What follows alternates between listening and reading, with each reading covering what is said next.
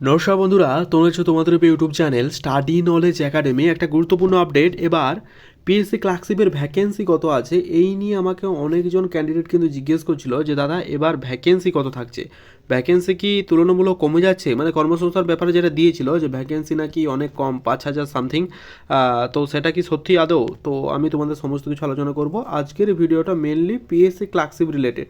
তো আজকের ভিডিওটা তোমরা শেষ পর্যন্ত দেখো। ক্লার্কশিপ রিলেটেড যারা এক্সাম দিয়েছো, যাদের চিন্তা হচ্ছে যে ভ্যাকেন্সি কি আদৌ কমে যাবে, আর কাস্ট প্রবলেম নিয়ে যাদের অসুবিধা হচ্ছে, তোমরাও কিন্তু ভিডিওটা দেখো, আশা করছি একটু হলেও উপকার আসবে। ভিডিও শুরু করার আগে প্রথমত এবার রিকোয়েস্ট, তোমরা ভিডিও দেখছো লাইক করো, চ্যানেল তো তাহলে সাবস্ক্রাইব করে দিও। পিএসসিতে অনেকেই কিন্তু অনেক সময় যোগাযোগ করার চেষ্টা করে, তারা কিন্তু কন্ট্যাক্ট নাম্বার পায় না। তো তাদের জন্য এই যে কন্ট্যাক্ট নাম্বারটা রইলো, তোমরা এখানে কন্ট্যাক্ট হতে পারবে।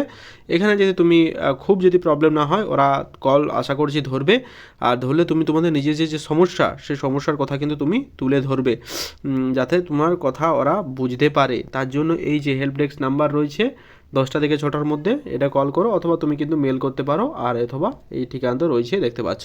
ঠিক আছে, তার আগে একটা কথা বলবো, চ্যানেলটা সাবস্ক্রাইব না করতে সাবস্ক্রাইব করে দিও, আর টেলিগ্রাম কিন্তু মাস্ট জয়েন থেকো। চলো আজকের ভিডিও শুরু করা যাক। কিছুদিন আগে কর্মসংস্থান পত্রিকায় প্রকাশিত হয় যে ক্লার্কশিপের ভ্যাকেন্সি নাকি 5,000 থাকছে।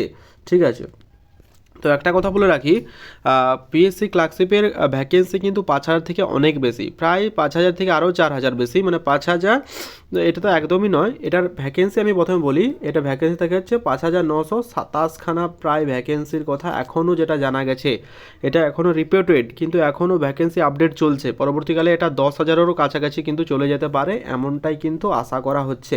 এমনটা আমাদের প্রাক্তন স্যারও বলেছিলেন যে এবার ভ্যাকেন্সি কিন্তু তুলনামূলক বেশি থাকছে। আর পিএসসির একটা ট্রেন্ড আমরা ফলো করছি, তারা যে পরিমাণ ক্যান্ডিডেটকে ডাকে তার 10 গুণ কিন্তু মেন এক্সামের জন্য তারা ডেকে থাকে।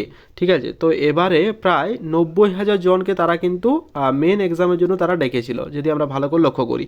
তো 90,000 জনকে যদি মেন এক্সামের জন্য ডাকে, তাহলে আমরা ভেবে নিতেই পারি যে 9,000-এর মতো কিন্তু ভ্যাকেন্সি আছে, স্টিল নাও রিপোর্টেড এটা। ঠিক আছে, এই ভ্যাকেন্সি পরবর্তীকালে বাড়তেও পারবে, এইটা কিন্তু আমাদের শ্রদ্ধেয় স্যার জানিয়েছিলেন। ঠিক আছে, এবার আসছি তোমাদের ভ্যাকেন্সির কথা তোমাদের উল্লেখ করে দিলাম। এবার যেটা জিজ্ঞেস করছিলে তোমরা যে পিএসসি ক্লার্কশিপের রেজাল্ট কবে আসবে। ঠিক আছে, পিএসসি যে ক্লার্কশিপের রেজাল্ট, সেই রেজাল্ট কি এখন আসবে? দেখো একটা কথা বলে রাখি, ক্লার্কশিপের রেজাল্ট কিন্তু আসতে অনেকটা দেরি হবে। তো রেজাল্ট যাতে তাড়াতাড়ি আসে, তার জন্য একটা ব্যবস্থা তোমাদের বলে দিতে পারি, তোমরা কিন্তু চাইলে ফলো করতে পারো। সেটা হচ্ছে পিএসসিতে গিয়ে ডেপুটেশন জমা দাও। ডেপুটেশনই একমাত্র পথ যেখানে তুমি যদি জমা দিতে পারো, ঠিক আছে, রেজাল্ট তাড়াতাড়ি দিতে হবে, যাতে সমস্ত ব্যাপারটা ক্ল্যারিফাই থাকে সেই দিকে তোমাদের যা যা অসুবিধা। ঠিক আছে, যারা ইডাব্লিউ সদগৌ কমিউনিটি ছিল, তোমরাও কিন্তু একত্রিত হও, তোমরাও কিন্তু তোমাদের নিজেদের দাবি তুলে ধরো। আশা করছি পিএসসি এবার ইডাব্লিউএস ক্যান্ডিডেটকে ছাড় দিবে, কারণ এটাই দস্তুর যে 2023 সালে যেহেতু ফর্ম ফিল আপ, আমাদের সদ্দেও স্যারও সেটা জানিয়েছিলেন ওনার ইউটিউব চ্যানেলের মাধ্যমে। আমাদের একজন ক্যান্ডিডেট কমেন্ট করেছিলেন, তো সে যে স্যার আমি আগে ওবিসি এ ছিলাম। ঠিক আছে, একজন ক্যান্ডিডেট আগে ওবিসি বি ছিল, সে এখন ওবিসি এ হয়েছে, তো সেটা কি তাকে পুরনো রিভ্যালিড সার্টিফিকেট দিতে হবে? তো স্যার উত্তরে স্যার জানান যে না, পুরনো সার্টিফিকেট যেটা দিয়ে তুমি ফর্ম ফিল আপ করেছো ওবিসিবি, সেটা থাকলেই হবে। তো এখান থেকে একটা ব্যাপার ক্ল্যারিফাই যে পিএসসি কিন্তু এবার ইডাব্লিউএস 2023 সালে যারা ফর্ম ফিল আপ করেছিল এবং যাদের কাছে এক্সাক্ট 2023 সালে ইডাব্লিউএস সার্টিফিকেট ছিল, ভ্যালিড সার্টিফিকেট, তারাই কিন্তু অ্যাপ্লাই করতে পারবে। এখানে কিন্তু কারণ ইডাব্লিউএস সার্টিফিকেটের কোনো রিভ্যালিড হয় না, নতুন করে করতে হয়। সুতরাং ইডাব্লিউএস যারা আছো তারা কিন্তু নিশ্চিন্তে থেকো।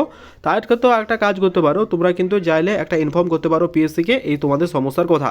তো এবার আসি রেজাল্টের কথা। দেখো রেজাল্ট আসতে কিন্তু এখন অনেক দেরি হয়। রেজাল্ট মোটামুটি তোমরা এখন 5 থেকে 6 মাস কিন্তু ভুলে যাও। কেন ভুলে যাও? কারণ দেখো মিসলেনিয়াসের মেন এক্সাম হওয়ার পরও 4 থেকে 5 মাস একদম অতিক্রান্ত হয়ে গেল, তা সত্ত্বেও কিন্তু কোনো রকম রেজাল্টে দেখা নেই। ঠিক আছে, সুতরাং এটা আসতে বলা বাহুল্য দেরি হবে, যাতে যেতে দেরি না হয় তার জন্য তোমরা কিন্তু ডেপুটেশনের ডেট ঠিক করো, সেই ডেপুটেশনে তোমরা যাও এবং নিজের যে সমস্যা কিন্তু তুলে ধরো। আদারওয়াইজ পিএসসি কিন্তু ঘুমিয়ে থাকবে। পিআরবি বোর্ড কিন্তু যথাযথ তৎপর, কারণ পিআরবির যে ছেলে মেয়েরা ওরা প্রতিদিন ডেপুটেশন জমা দিতে যাচ্ছে এবং ডেপুটেশনে নিজের সমস্যা তুলে ধরছে। সুতরাং পিআরবি বোর্ড যদি পারে, পিএসসি বোর্ডও পারে, কারণ সামনে এক্সাম। এভাবে যদি তুমি ডেপুটেশন গিয়ে নিয়ে কাজটা এগিয়ে নিয়ে যেতে পারো, তাহলে কিন্তু অনেকটা এগিয়ে যাবে এবং তোমাদের জন্য একটা সুবিধা হবে। ঠিক আছে, এবারে বাকি তোমাদের ব্যাপার। যদি তোমাদের কোনো সমস্যা হয়, আমি পাশে ছিলাম, আছি, থাকবো। আর সদগোপ কমিউনিটির যে আমি কথা দিয়েছিলাম, তোমাদের পাশে অলওয়েজ আছি এবং থাকবো, কারণ সদগোপের নিয়ে যে ব্যাপারটা হচ্ছে এর পুরোপুরি অন্যায় হচ্ছে।